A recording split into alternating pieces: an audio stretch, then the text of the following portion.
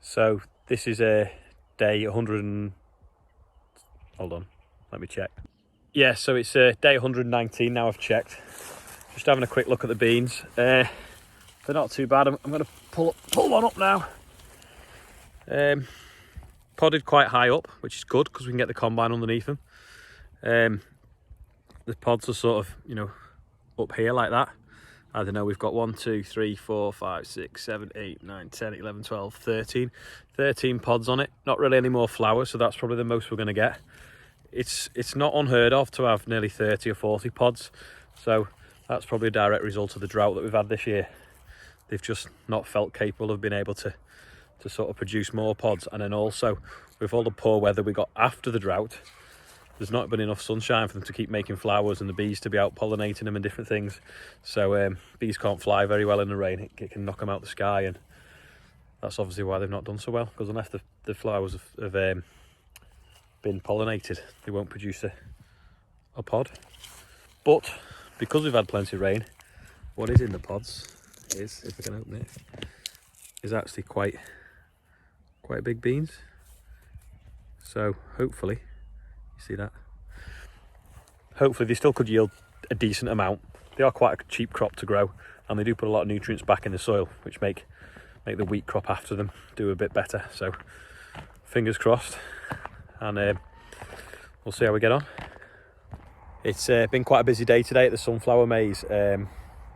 People kind of need to realise though that it won't be here for very long. I mean, they're nearly all out in flower within the maze.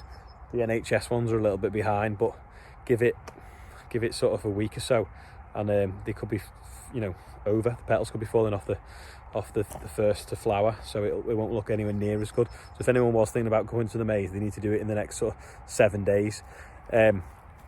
Next to it is the field of wheat that was in yesterday that the pigeons are demolishing.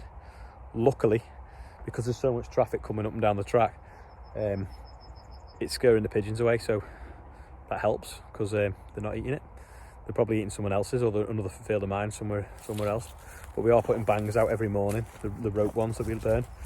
But this oilseed rape this is what I think I sprayed off on Friday, and already it's starting to take effect, so it's not going to yellow flowers or much green in it now. And if you listen, the ticket's going a bit crispy.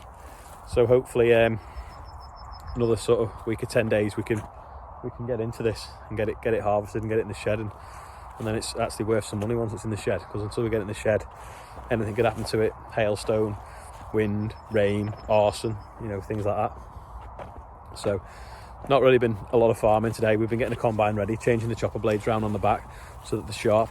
It makes it more efficient on fuel use.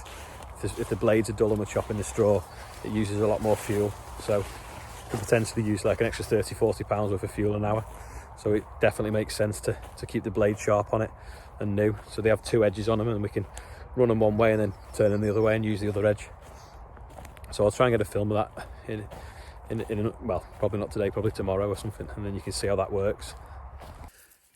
This is the wheat now, so from this angle it looks perfectly ripe, but if you look in it, you've still got some kind of green leaves and different things.